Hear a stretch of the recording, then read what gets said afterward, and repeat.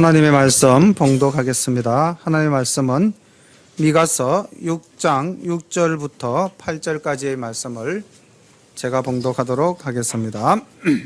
구약성경 1296쪽 미가서 6장 6절부터 8절까지의 말씀입니다. 내가 무엇을 가지고 여호와 앞에 나아가며 높으신 하나님께 경배할까? 내가 번제물 1년 된 송아지를 가지고 그 앞에 나아갈까? 여호와께서 천천의 수양이나 만만의 강수 같은 기름을 기뻐하실까? 내 허물을 위하여 내 맏아들을, 내 영혼의 죄를 인하여 내 몸의 열매를 드릴까? 사람아, 주께서 선한 것이 무엇임을 내게 보이셨나니 여호와께서 내게 구하시는 것이 오직 공의를 행하며 인자를 사랑하며 겸손히 내 하나님과 함께 행하는 것이 아니냐. 아멘. 이제 우리 미가 선지자가 남긴 말씀 마지막 6장과 7장을 보는데, 미가 선지자는 세 차례에 걸쳐서 이 미가 선지서에서 하나님의 말씀을 예언하고 있습니다. 1차 예언, 2차 예언. 1차는 1장과 2장, 그리고 2차 예언은 3장, 4장, 5장, 그리고 이제 마지막 세 번째 예언이 오늘 6장과 7장에서 증거되어지는데, 말씀을 가만히 보면 구조가 그래요. 처음에는 이스라엘의 잘못을 지적하고 회개를 촉구합니다.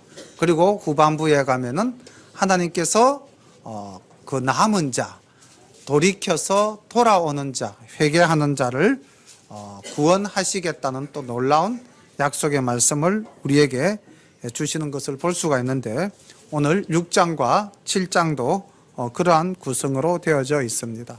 이 미가 선지자는 시골 출신이죠. 가드 모레셋 사람입니다.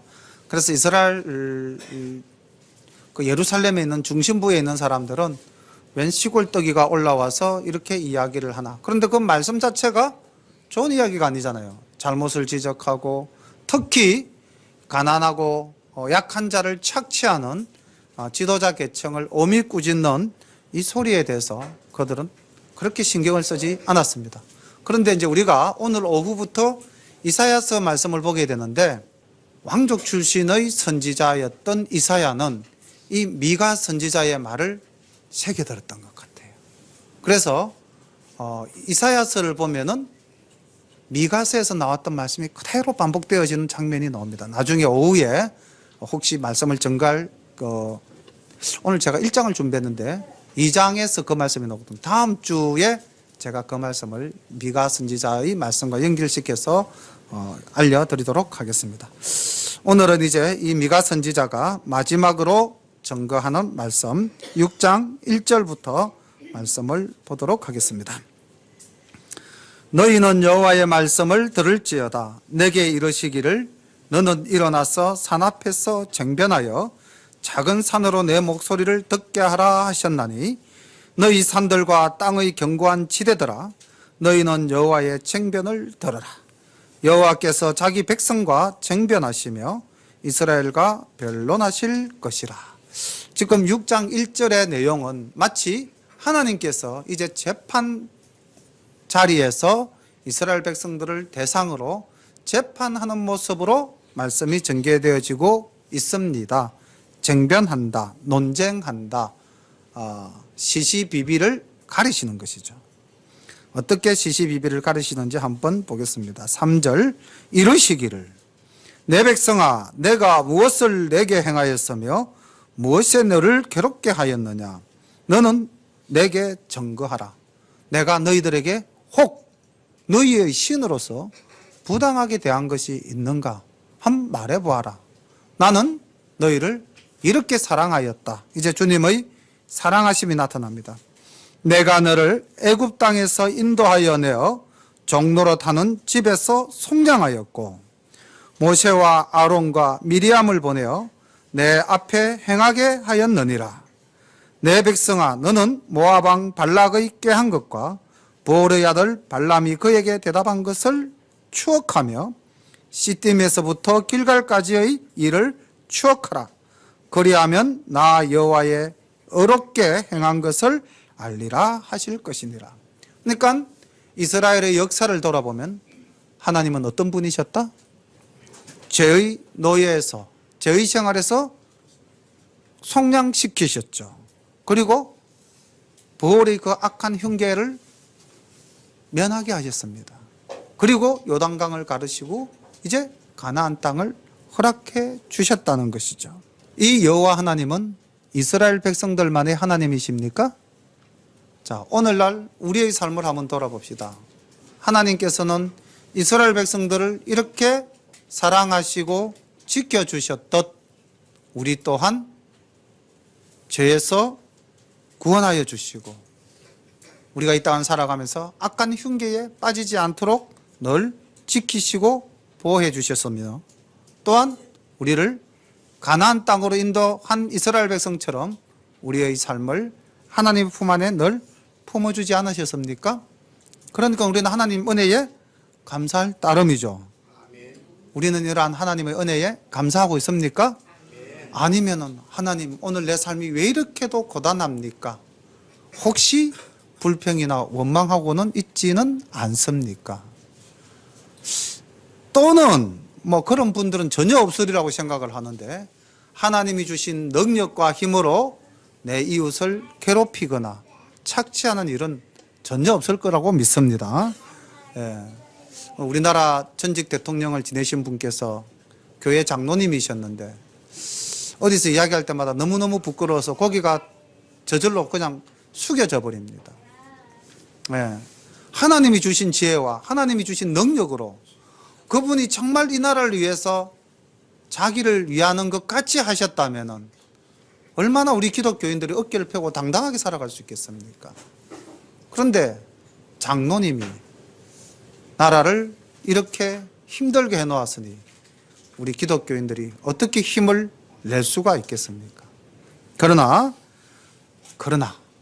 하나님은 비록 우리가 그런 죄 가운데 있다 할지라도 전직 대통령께서 그렇게 욕심을 내셨다 할지라도 회개하고 하나님 앞에 다시 고개 숙이면 그 하나님은 우리를 받아주시는 분이신 줄로 믿습니다. 하나님께서는 이렇게 너희들의 과거 삶을 돌아보라. 내가 너희를 지키고 보호하고 구원하지 않았느냐? 그런데 너희들이 어떻게 이럴 수가 있단 말인가? 6절 오늘 제가 본문으로 읽었던 말씀인데 혹자가 이렇게 이야기합니다. 내가 무엇을 가지고 여호와 앞에 나아가며 높으신 하나님께 경배할까? 내가 번제물 1년 된 송아지를 가지고 그 앞에 나아갈까? 여호와께서 천천의 수양이나 만만의 강수 같은 기름을 기뻐하실까? 내 허물을 위하여 내 맏아들을 내 영혼의 죄를 인하여 내 몸의 열매를 드릴까? 자, 이 지금 한 사람의 고백인데 어떻습니까? 이 고백이 참 아름답게 들립니까? 아니면 잘못된 고백인 것처럼 느껴집니까? 잘못된 고백이죠. 여기서 가장 대표적으로 잘못된 고백이 뭡니까? 내 허물을 위하여 내 맏아들을. 이거는 하나님께서 결코 원하시는 일이 아닙니다. 이거는 이방신을 섬길 때에 몰렉이라는 신을 섬기는 이방인들이 그 아들을 잡아서 자기 신들에게 바쳤던 거죠. 그러니까 지금 이 고백하는 사람 그 심중에 하나님에 대한 온전한 믿음이 있다 없다? 없다는 겁니다. 자기 믿음이라는 거죠. 오늘날도 우리가 이렇게 살아가는 사람들이 있습니다. 하나님을 잘 모르고 자기 믿음으로 사는 사람. 그러면서 내가 예수를 잘 믿는 것처럼 하나님께 온전한 예배를 드리는 것처럼 착각하는 사람들이 있다는 것이죠. 하나님은 결코 그 예배를 받지 않습니다. 8절 선지자 미가는 이렇게 깨우쳐 줍니다.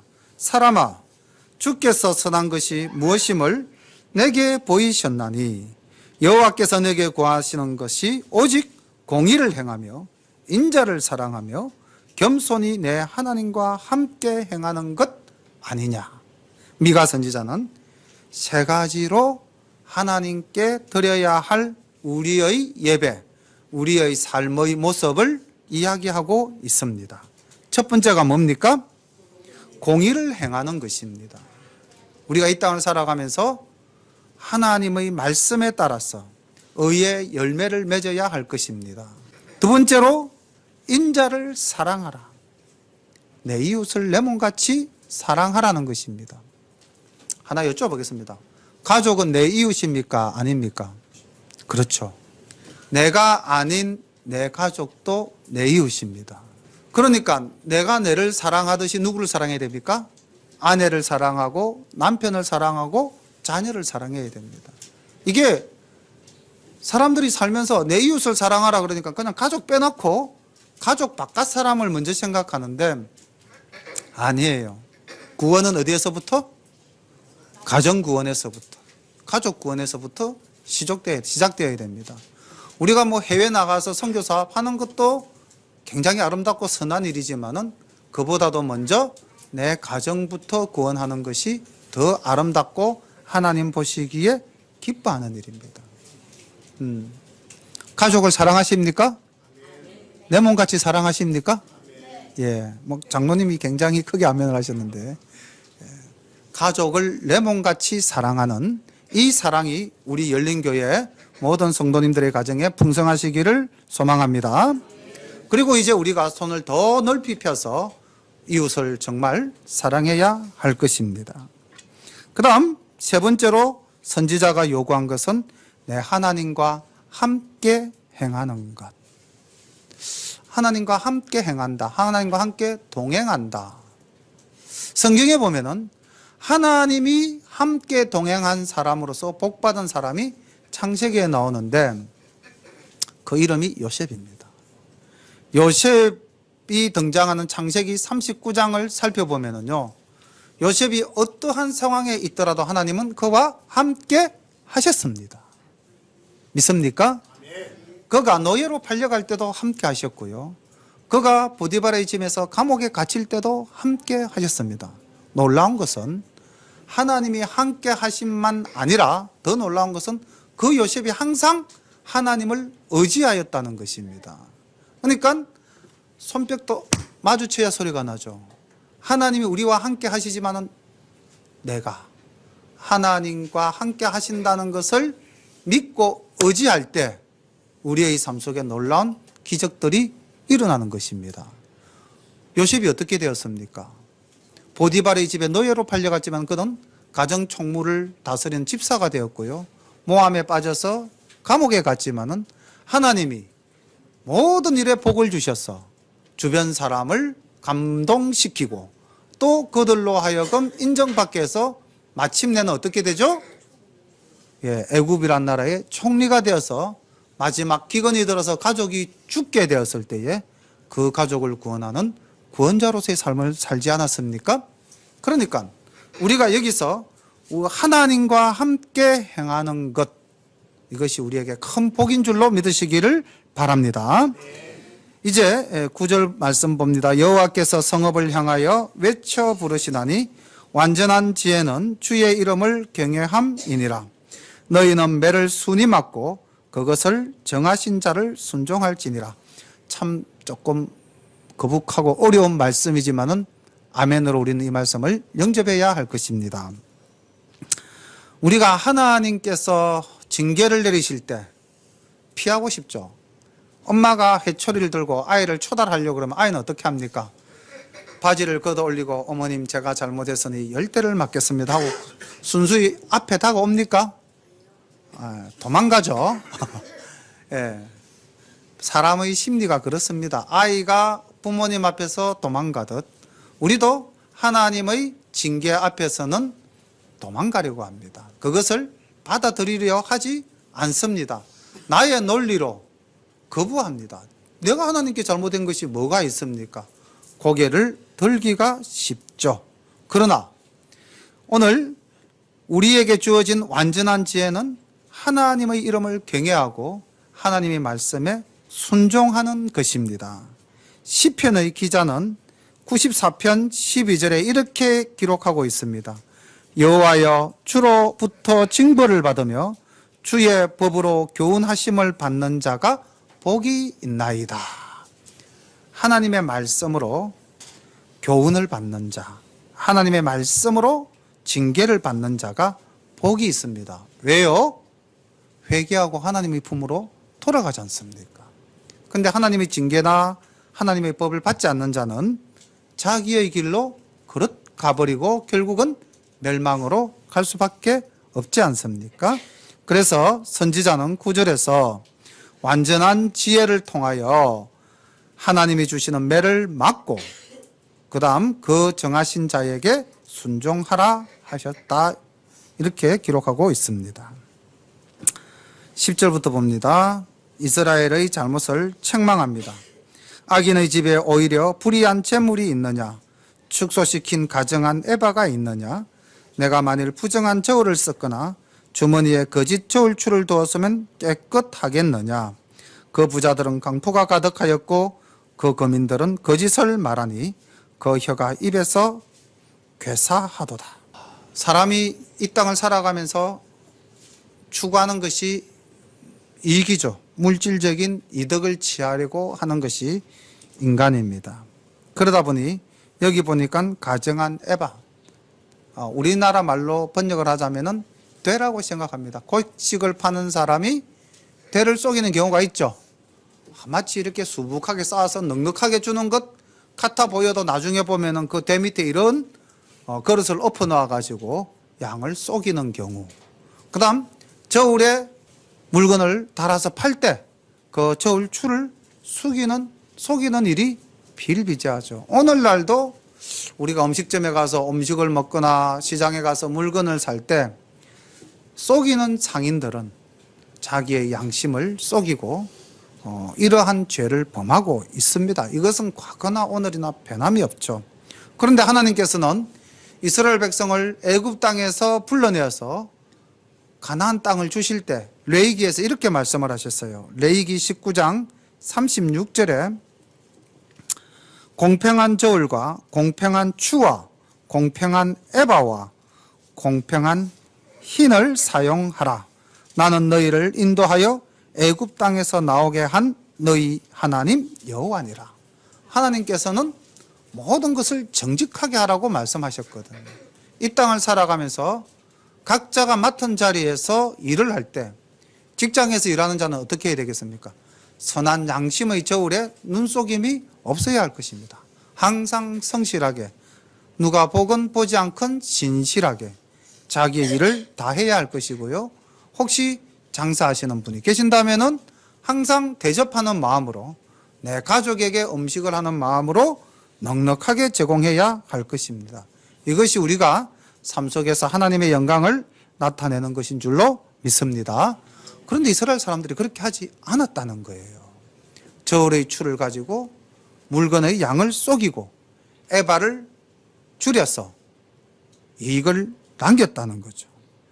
13절 보십시오. 그러므로 너희들이 그렇게 하였기에 나도 너를 쳐서 중히 상하게 하였으며 내 죄를 인하여 너를 적막하게 하였나니 네가 먹으나 배부르지 못하고 속이 항상 빌 것이며 네가 감추나 보존되지 못하겠고 보존된 것은 내가 칼에 붙일 것이며 내가 씨를 뿌리나 추수하지 못할 것이며 감람을 밟으나 기름을 내 몸에 바르지 못할 것이며 포도를 밟으나 술을 마시지 못하리라. 불의한 것으로 속인 재물은 결코 너희 손에 남아있지를 않는다는 거죠. 모든 수고가 헛되게 된다는 것입니다. 오늘 이 말씀은 지금으로부터 2700년 전에 북이스라엘, 남유다에 있었던 이야기가 아니라 오늘날 우리 사회에 그대로 있는 말씀입니다. 16절 너희가 오므리의 율례와 아합 집의 모든 행위를 지키고 그들의 꾀를 쫓으니 이는 나로 너희를 황묵케 하며 그 거민으로 사람의 치솟거리를 만들게 하려 함이라. 너희가 내 백성의 수욕을 담당하리라.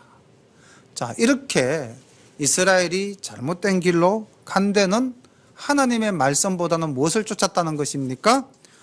오므리의 율례와 아합 집의 모든 행위를 따라서 악을 행하였다는 것입니다. 그럼 오므리 아합 집안의 율례와 행위라는 것이 뭡니까? 우리가 성경을 통해서 그 역사를 살펴본다면은 오므리는 시돈, 제악의 도성 시돈의 공주 이세벨을 아합의 아내로 삼아줬던 거죠. 그렇게 해서 바알 종교가 이 북이스라엘 땅에 들어오게 된 것입니다. 물론 그 이전에 여로보암이 송아지 신상을 만들어서 우상을 섬기게 한 죄도 있지만은 오므리 집안은 더 큰 죄, 이방신을 이 땅으로 끌고 왔다는 겁니다. 자, 그렇다면은 목사님 뭐 우리는 이방신 섬기는 것도 아니고요, 뭐 아합하고는 전혀 관계가 없는데요. 자, 오늘 우리에게 오므리의 율례와 아합 집의 모든 행위라고 한다면은 우리에게는 과연 여기에 적용되는 일들이 없을까요? 하나님은 하나님보다 더 사랑하는 것들을 가리켜 우상이라고 하였습니다. 그러면은 오늘날 우리가 알게 모르게 만든 우리의 우상은 없는가? 오늘날 우리는 하나님 말씀보다도 더 중요하게 생각하는 그러한 내용들은 없는가? 곰곰이 돌아보니까 제 삶에도 그런 모습들이 많이 보이는 것 같아요. 지난주 중에 전도를 하려고 했는데 그 전도 대상자가 예수를 안 믿는 사람인데 그 집안 삼형제가 다 예수를 안 믿고 삼형제가 다 우애가 좋고 제사 때마다 모이기를 힘쓰고 가족 간에 우애가 넘쳐난다. 그런데 내가 이 사람을 전도를 하면은 그 집안에 분란이 생길 것이고 그 집안에 우애를 깰 것이고 순간적으로 이런 걱정이 훅 하고 밀려 들어오는 거예요. 악한 마귀가 전도를 못하게 작동을 하더라고요. 하나님을 생각하지 않고 뭘 생각했습니까? 사람을 생각해 버렸던 거예요. 순간적으로 목사인 제가 전도를 하려고 하다가 순간적으로 그런 생각이 훅 들어오더라고요. 하나님 용기를, 담대함을, 믿음을 하고 다시 이제 전도를 했습니다. 이게 오늘날 우리들이 살아가면서 매우 교양 있고 매우 양식 있는 사람으로 비춰지려고 하는 그러한 인본주의적 사고방식이 아닐까요? 예수 믿는 사람을 한때는 뭐라고 불렀습니까? 예수쟁이라고 불렀습니다. 이 쟁이라는 전미사는요, 우리말에서 전문가에게 붙이는 전미사입니다. 어떤 일에 대해서 굉장히 몰두한 사람. 그래서 멋을 잘 부린 사람을 우리는 멋쟁이라고 그러죠. 그죠? 예. 그래서 이 쟁이라는 말이 사실 예수 뒤에 붙었다는 것은 우리가 그만큼 예수를 잘 믿는다는 정표죠. 모든 것을 뭐 중심으로?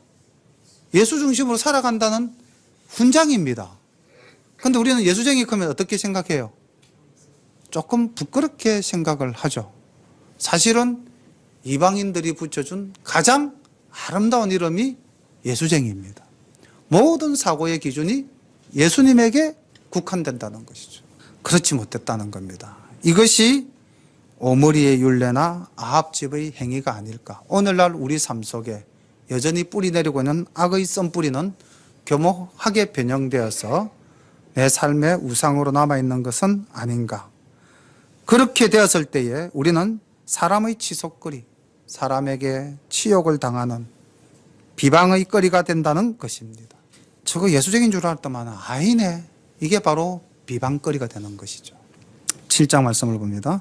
재앙이로다 나여 나는 여름 실과를 딴 후와 포도를 거둔 후 같아서 먹을 송이가 없으며 내 마음에 사모하는 처음 익은 무화과가 없도다. 이 말씀은 7장은 미가 선지자가 이스라엘을 유다를 돌아보며 한탄하며 부르는 슬픈 노래 애가입니다. 우리가 애가 하면 예레미야 애가를 보는데 이 미가도 7장에서는 어떻게 하다가 우리 이 유다가 우리 이 예루살렘이 이렇게 황망하게 되었는가. 여기서 먹을 송이나 처음 익은 무화과는 비유적 표현인데 무엇을 비유하고 있는가? 2절에서 밝히고 있습니다. 이와 같이 선인이 세상에서 끊쳤고 정직자가 인간에 없도다. 그러니까 이스라엘의 의인이 사라졌다는 이야기입니다. 우리 의인하면 생각나는 창세기 내용 있죠? 어디서 나타납니까? 예, 의인 크면 욥이 먼저 생각납니까? 창세기 이야기인데 예, 창세기 이야기 보면은 아브라함과 롯, 그리고 롯이 거주했던 소돔성과 고모라 생각나시죠? 어떻게 돼서 멸망했죠? 의인 열이 없어서 결국 그 도성이 망하고 말았죠. 근데 오늘 이 미가서는요, 이스라엘 땅에 의인이 없는데 어떻게 없다? 한 명도 없는 것처럼 이야기하고 있습니다. 사실일까요? 아닐까요? 사실입니다. 우리 예레미야서를 한번 찾아보겠습니다. 예레미야서 5장 1절. 예레미야서 5장 1절을 찾으셔서 한번 같이 봉독해 볼까요? 정말 얼마나 예루살렘이 죄악으로 물들어 버렸던가. BC 586년 예루살렘 성이 멸망당할 때 그때 외쳤던 예레미야 선지자의 이야기가 여기 이렇게 기록되어져 있죠. 자, 5장 1절 다 함께 읽어보겠습니다. 시작. 너희는 예루살렘 거리로 빨리 왕래하며 그 넓은 거리에서 찾아보고 알라. 너희가 만일 공의를 행하며 진리를 구하는 자를 한 사람이라도 찾으면 내가 이 성을 사하리라. 예, 한 사람도 없었다는 것입니다. 미가 때부터 없었던 것 같아요. 그러니까 악이 범람했죠. 어떻게 악이 범람했는가? 2절 후반부 봅니다. 무리가 다 피를 흘리려고 매복하여 각기 그물로 형제를 잡으려 하고 두 손으로 악을 부지런히 행하는도다. 그 군장과 재판자는 뇌물을 구하며 대인은 마음의 악한 사욕을 바라며 서로 연락을 취하니 그들의 가장 선한 자라도 가시같고 가장 정직한 자라도 찔레 울타리보다 더하도다. 그들의 파수꾼들의 날 곧 그들의 형벌의 날이 임하였으니 이제는 그들이 요란하리로다. 결국 이스라엘이 망하게 된 것은 그 땅에 의인이 없었다는 겁니다. 그리고 재판자나 권력자나 지도자들은 어떻게 하면 이 국민들을, 이 백성들을 편안하게 살 수 있게 해줄까를 걱정한 것이 아니라 자기의 사리사욕을 채우기 위해서 그 손을 피로 물들였다는 것입니다. 오늘날 우리의 현실이 그렇지 않습니까? 그래서 저는 현재 우리 사회에서 일어나고 있는 여러 가지 일들이 그러한 잘못된, 왜곡된, 정의롭지 못한 것을 바로잡는 좋은 계기가 아닌가. 이를 통해서 우리 사회가 더 한 단계 더 성숙한 단계로 나아가야 되지 않겠는가를 보면서 무엇보다도 우리 성도님들이, 우리 예수 믿는 사람들이 사실은 그들보다 더 앞서 회개해야 됩니다. 사실 이 미투 운동이라는 것도 본인이 회개하지 않으니까 피해자가 회개하게끔 만드는 거잖아요. 적폐청산이라는 것도 그렇지 않습니까? 본인이 내가 이것을 잘못했다라고 고백하지 않으니까 조사해서 파헤치는 거잖아요. 오늘날 우리 교인들도 매한가지지 않습니까? 우리가 하나님 앞에서 회개하지 않으니까 이런 선지자들을 통해서 너희들의 죄를, 우리들의 죄를 하나하나 파헤쳐서 고백하게 하는 것 아닙니까? 무서운 것은 이렇게 고백을 시켜도 고백하지 않는다는 것이죠. 이스라엘이 그래서 망하고 유다가 그렇게 해서 망하는 것 아닙니까? 얼마나 그들이 악하게 되었는지 그 내용을 다시 한번 더 보겠습니다. 5절. 너희는 이웃을 믿지 말며 친구를 의지하지 말며 내 품에 누운 여인에게라도 내 입의 문을 지킬지어다. 아들이 아비를 멸시하며 딸이 어미를 대적하며 며느리가 시어미를 대적하리니 사람의 원수가 곧 자기 집안 사람이로다. 이 말씀은 우리 주님께서도 인용하셨던 말씀입니다. 사람의 원수가 그 집안 사람이다. 아까 내 이웃을 내 몸같이 사랑하라 할 때 이웃은 어디에서부터 시작이다? 내 가정에서부터 시작이잖아요. 근데 내 가정에서부터 어떻게 됩니까? 미움과 시기와 질투와 분쟁이 끊임없이 일어나고 있지 않습니까? 우리 각 가정들이 이렇게 서로를 불신하고 또 서로 미워하게 된 이유가 뭘까? 제가 한 두 가지를 원인으로 찾아봤습니다. 첫 번째가 이기적인 거예요. 자기 중심이다. 저도 있습니다. 또 부끄러운 고백인데 노력하고 있습니다. 고치려고. 아침에 일어나서 이제 밥상을 차리면은 밥상은 누가 차려야 됩니까? 우리 나이 드신 분들은 아내가 이렇게 정답이 탁 나옵니다. 이게 우리의 정답입니다. 그런데 조금 젊은 신건사님께 여쭤보겠습니다. 아침에 밥상은 누가 차려야 됩니까?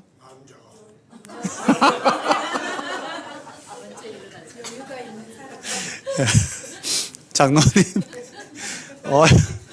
제가 그냥 얼굴이 다 부끄러워. 제가 알기로는 장로님은 장로님이 차리는 걸로 알고 있습니다. 근데 우리 권사님은 여유가 있는 사람이, 저는 나이가 조금 젊은 입장인데도 아내가 쪽에 이 무게가 실려 있어요. 그래서 이제 저는 아침에 눈 뜨고 좀 일어나서 움직이고 새벽기도 마치고 운동하고 뭐 이렇게 오면은 집사람한테 밥 먹자 이럽니다. 밥 먹자라는 이 말은 번역하면 밥상 차려라, 이제 이 말이 되죠, 그죠? 아내가 조금 불쾌한 날은 표정을 팍 씁니다. 그리고 뭐 별로 불쾌하지 않은 날은 또 밥상을 차립니다. 인상을 팍 쓰면 내가 잘못했구나. 빨리 알아서 깁니다. 이제 냉장고 문을 열고 반찬을 끄집어내고, 항상 밥은 제가 풉니다. 저도 열심히 돕습니다. 근데 이기적인 사람은 자기는 손도 까딱 안 하죠. 여기서부터 시작이 되는 거죠. 미움도 시작되고, 그리고 탐심이라는 게 또 우리 마음속에 있어요. 뭔가를 가지고 싶은 욕심, 욕망. 그러니까 자신의 욕망을 먼저 채우려는 것이죠. 그러다 보면은 아내를 돌아보지 않게 되고 가족을 돌아보지 않게 되는 그러한 경우가 생긴다는 것입니다. 모든 가족 관계가 다 그런 것 같아요. 출발은 이기심과 욕심입니다. 그래서 우리가, 예수 믿는 우리가 정말 사람의 원수가 자기 집안 식구가 되지 않기 위해서는 내가 먼저 희생하고 내가 먼저 겸손해야 될 줄로 믿습니다. 장로님을 좀 본을 받아야 될 것 같습니다. 조금만 본 받고 싶습니다. 어쨌든 우리가 서로를 사랑하면은 아까 권사님 말씀대로 누구든지 사랑이 넘치는 자, 여유가 있는 자, 마음의 여유, 정신의 여유, 물질의 여유가 있는 자가 돌아보면 됩니다. 움켜 잡으려고 하지만 않으면 된다는 거죠.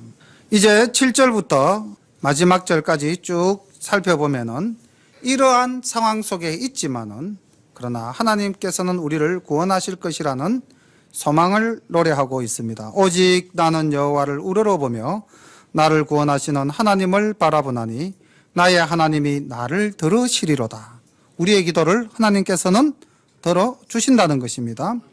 나의 대적이여 나로 인하여 기뻐하지 말지어다. 나는 엎드러질지라도 일어날 것이요 어두운 데 앉을지라도 여호와께서 나의 빛이 되실 것임이로다. 아멘.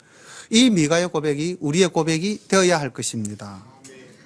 우리가 힘든 상황 속에 있더라도, 우리가 고난 속에 있더라도, 우리가 어떠한 처지에 놓인다 할지라도 우리가 하나님을 의뢰하고 하나님께 의지한다면 하나님은 엎드러져 있는 우리를 반드시 세워주실 줄로 믿습니다.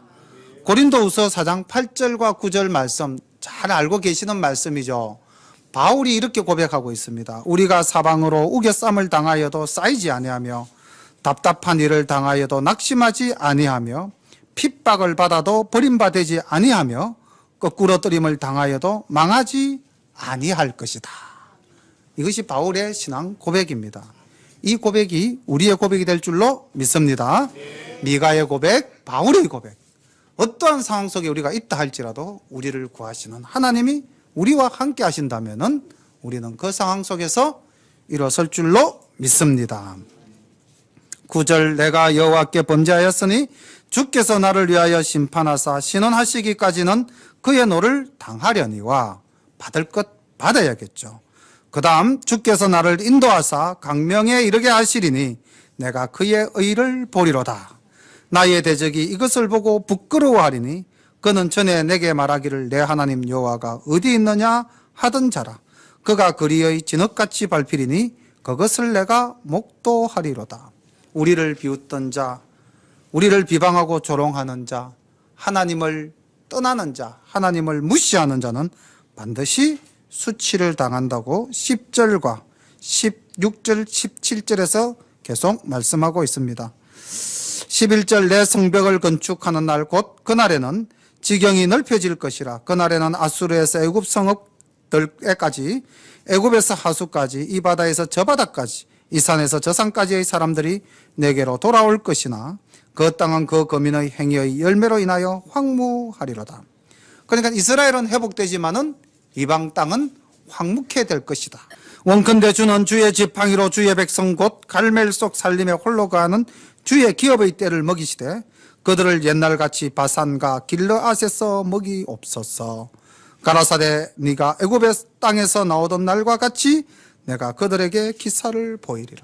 지금은 비록 소수가 남아서 힘이 없지만은 하나님께서 주의 지팡이로 우리를 인도하신다면은 애굽에서 나올 그때처럼 번성하게 되어서 바산과 길르앗에서 자라는 양떼처럼 우리는 넉넉하게 될 것이다 라는 고백을 하고 있습니다. 16절 가로되 열방이 보고 자기의 세력을 부끄려서 손으로 그 입을 막을 것이요 키는 막힐 것이오며 그들이 뱀처럼 티끌을 핥으며 땅에 기는 벌레처럼 떨며 그 좁은 구멍에서 나와서 두려워하며 우리 하나님 여호와께로 돌아와서 주로 인하여 두려워하리이다. 이방 사람들은 수치를 당하고 두려움에 떨지만은 하나님을 믿는 우리는 주의 보호하심, 주의 은혜 가운데서 번영과 다시 안식을 누린다는 것이죠. 주와 같으신이 어디 있으리까? 이거 어디서 많이 듣던 말 아닙니까? 뭡니까? 미가 본인의 이름이죠. 미가야후. 미가라는 이 이름이 가진 뜻이 주와 같으신, 여호와와 같으신 이가 있습니까? 어디 있습니까? 이 말이죠. 자기의 이름을 통해서 한 번 더 하나님께 고백합니다. 주께서는 죄악을 사유하시며 그 기업의 남은 자의 허물을 넘기시며 인애를 기뻐하심으로 너를 항상 품지 아니하시나이다.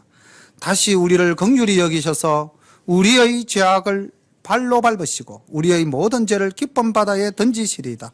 주께서 옛적에 우리 열조에게 맹세하신 대로 야곱에게 성실을 베푸시며 아브라함에게 인애를 더하시리이다. 아멘. 이 미가가 마지막에 자기 이름 즉 하나님과 같으신 이가 어디 있습니까? 우리 하나님은 정말로 우리의 여호와이십니다 라는 고백을 하면서 그 미가가 찬양하는 하나님 속성 세 가지를 우리는 살펴볼 수가 있는데, 첫 번째 18절에서 우리의 죄를 용서하여 주시는 하나님입니다.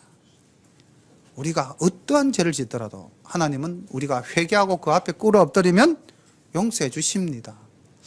놀라운 것은요, 하나님께서 사랑하시는 자는, 하나님께서 택하신 자는 설사 그가 그 죄를 고백만 하더라도 용서하죠. 창세기에서 보면 아담이라는 한 인물이 나옵니다. 동산 중앙에 있는 선악을 알게 하는 나무의 열매는 절대 먹지 말라 했는데 먹어버렸어요. 그리고 어떻게 했습니까? 숨어버렸어요. 그리고 하나님 앞에 나와서는 또 어떻게 했습니까? 제가 먹으라고 그랬어요. 핑계댔어요. 그럼에도 불구하고 하나님께서 어떻게 하셨죠? 무화과 나무 잎으로 가린 그 옷을 가죽옷으로 지어 입히셨죠. 수치를 가리워 주셨다는 겁니다. 우리의 허물을 가리워 주셨다는 것이죠. 그리고 하나님께서는 여자의 후손으로 오는 이가 이 모든 인류의 원죄에서로부터 구속함을 받을 것이라는 약속을 주셨습니다. 예수님 십자가 보혈로 말입니다. 오늘도 우리가 이 자리에서 하나님 이름만 불러도 하나님께서는 우리의 죄를 용서하여 주실 줄로 믿습니다. 두 번째 미가는 이렇게 하나님을 찬양합니다. 너를 항상 품지 아니하시나이다. 하나님의 너는 영원한 분노가 아니라는 것이죠.